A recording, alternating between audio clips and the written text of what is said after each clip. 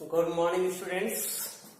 Cytology in cell structure and function, class 11th के cytology का पहला चैप्टर, क्लास 9th में भी यह चैप्टर है सेल नाम से।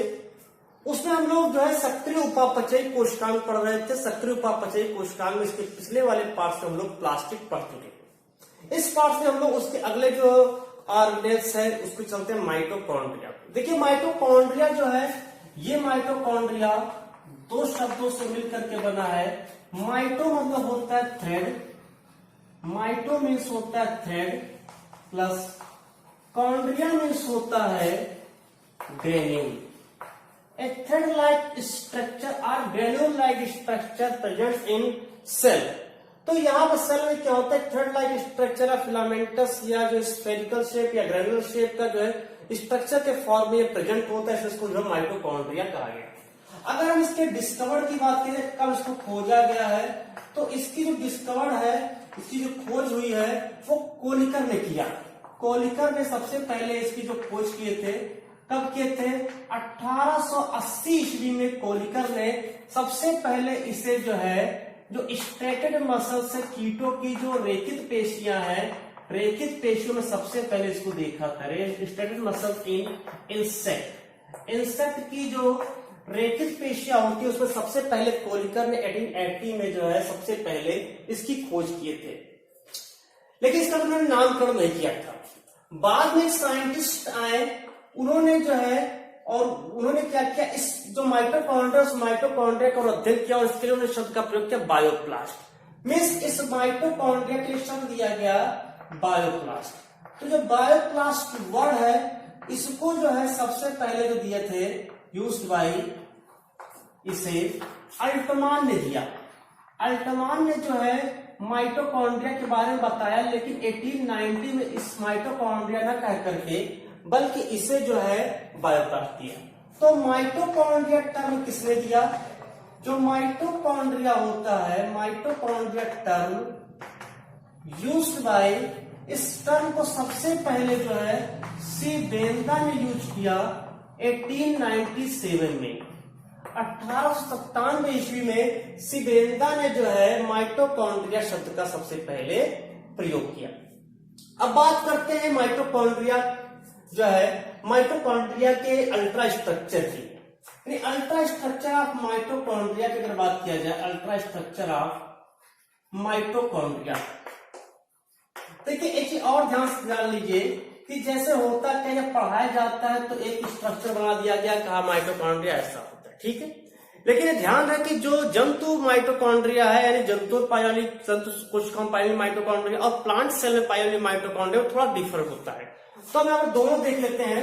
इसे मान लेते हैं अगर ये जंतु कोशिका का है, मान ले रहे हैं, जो माइटोकॉन्ड्रिया होता है, माइटोकॉन्ड्रिया दोहरी झिल्ली बनी होती है, फास्फोलिपिड की बनी हुई दोहरी झिल्ली होती है। ये आउटर सरफेस होती है।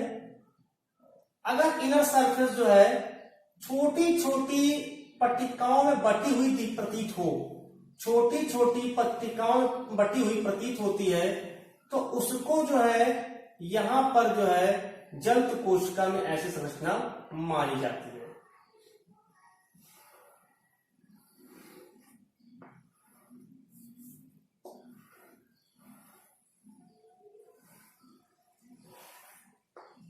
ये हो गया। तो अगर छोटी छोटी पट्टिकाओं में बटी हुई दिखाई पड़ती है तो ये जंतु कोशिका है, मतलब ये जो है एनिमल माइटोकॉन्ड्रिया है। ये एनिमल माइटोकॉन्ड्रिया यहाँ पर प्रेजेंट है, और इसमें जो अंदर की ओर की जो भित्ति होती है वो छोटी छोटी चपटी चपटी पट्टिकाओं के रूप में, तो इसको कहते हैं क्रिस्टी, इसको कहते हैं क्रिस्टी। लेकिन अगर हम प्लांट की बात करें, प्लांट का जो माइटोकॉन्ड्रिया होता है उसकी बात किया जाए तो इसके अंदर की ओर जो है एक उंगली सदृश उभार निकला होता है, जैसा सामान्य रूप से लोग बनाते हैं।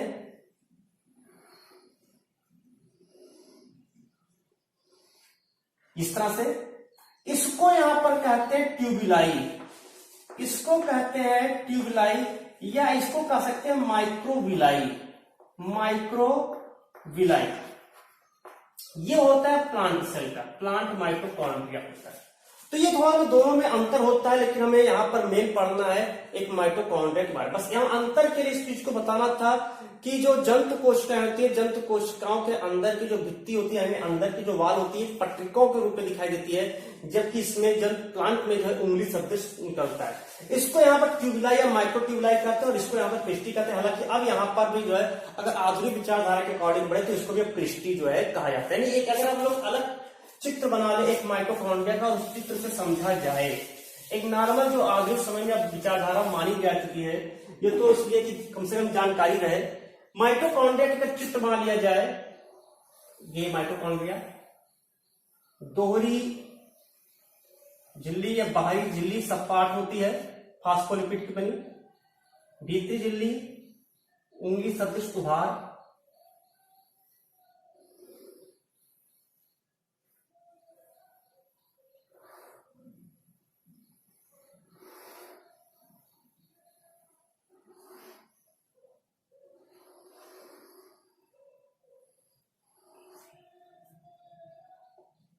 ये तो इस तरह से इसमें होती है प्रोसेस को। ये ट्रांसवर्स सेक्शन काटा गया है,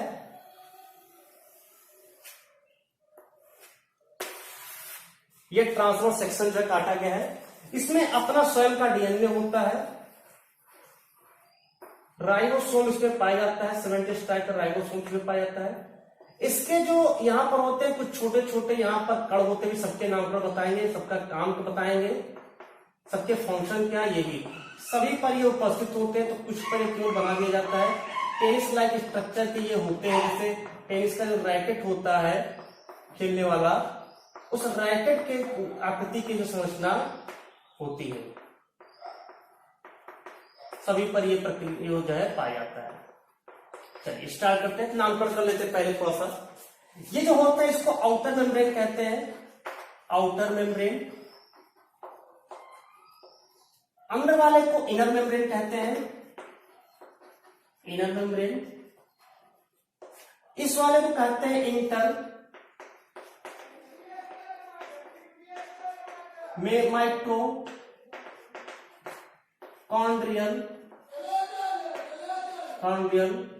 स्पेस,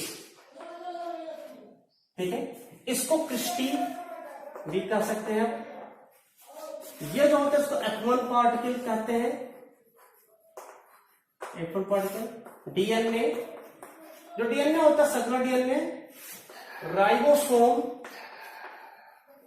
70 टाइप का राइबोसोम इसमें पैदा है। बाकी यहां पर मैट्रिक्स, यहां पर होता है मैट्रिक्स। तो इसको समझते हैं अब यहां से एक करके।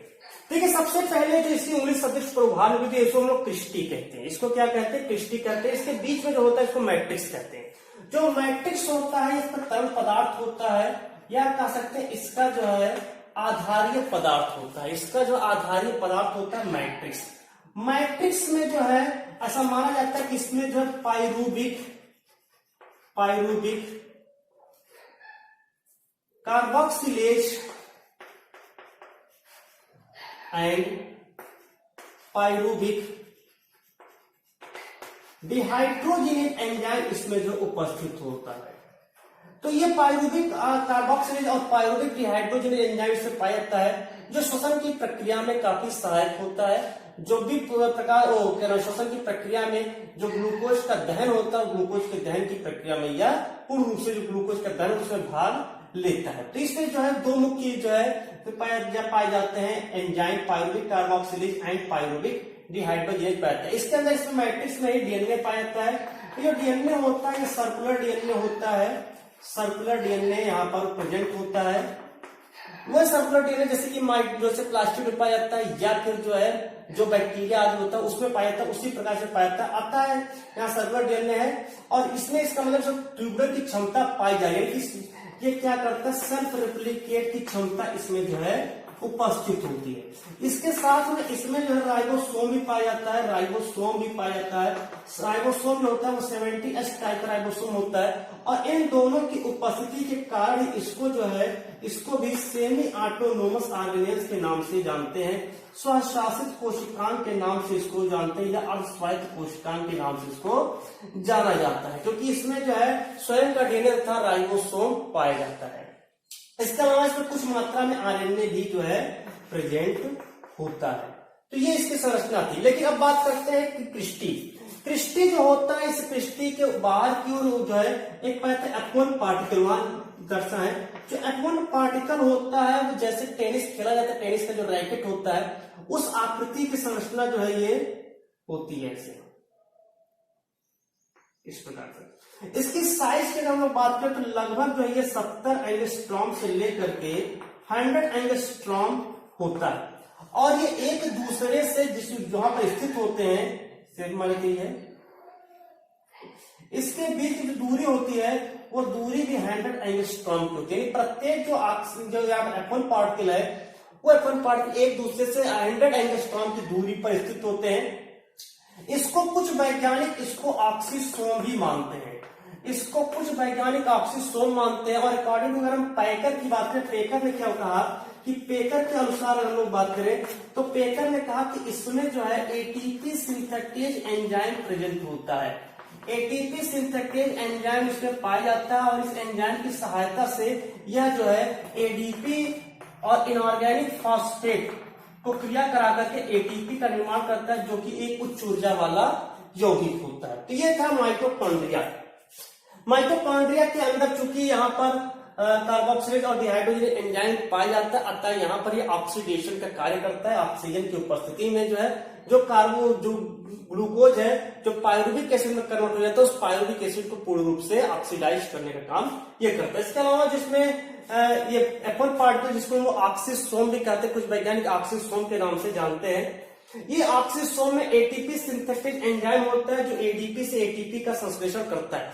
जब हम लोग ईटीएस पढ़ेंगे, electron transport system, electron transport system में सबसे इंपॉर्टेंट यही होता है कि जब वहां पर हम लोग ये बताते हैं कि NADP से NADPH2 बनता है, NAD से NADH2 बनता है, तो 3 एटीपी का नेट बेनिफिट होता है। FAD से FADH2 बनता है, 2 एटीपी का नेट बेनिफिट होता है।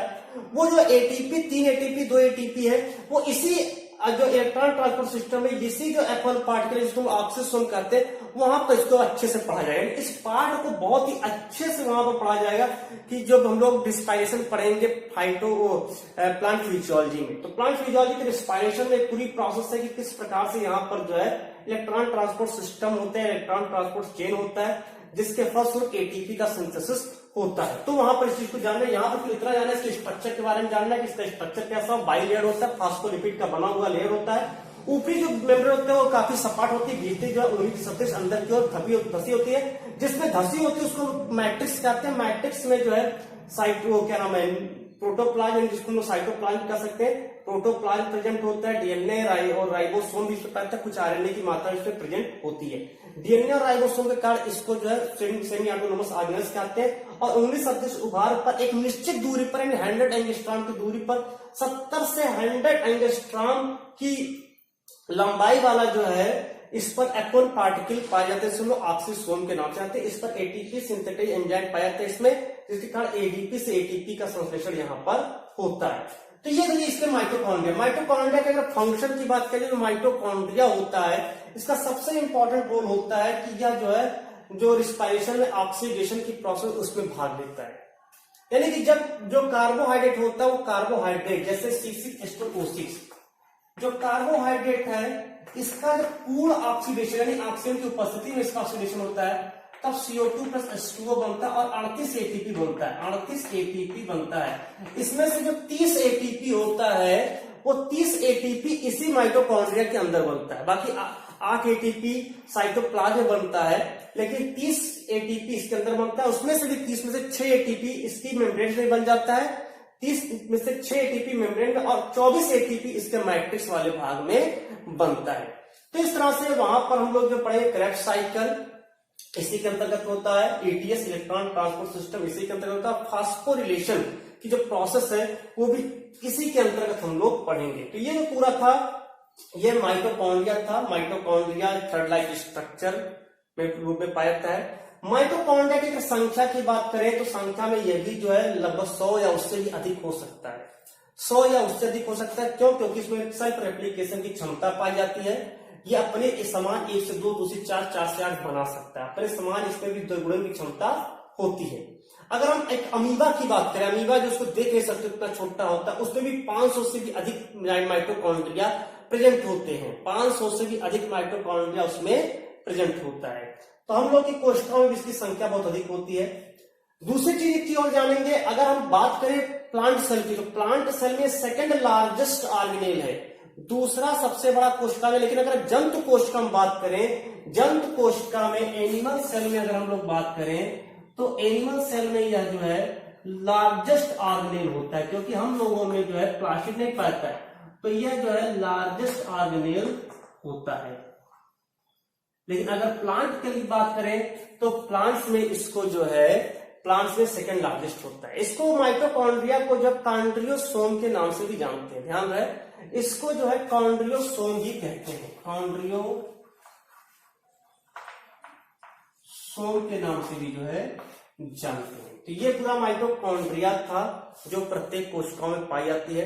माइटोकॉन्ड्रिया हमारे साइटोप्लाज्म में, सेल के अंदर साइटोप्लाज्म से बिखरी अवस्था में रहती है। इसका मुख्य कार्य होता है ऊर्जा उत्पादन करना। ऊर्जा को किस रूप में करता है? एटीपी। इसी एटीपी ऊर्जा उत्पादन के कारण इसको जो है कोशिका का पावर हाउस भी कहते हैं, पावर हाउस ऑफ सेल कहते हैं। क्यों कहते हैं कोशिका का ऊर्जा गृह?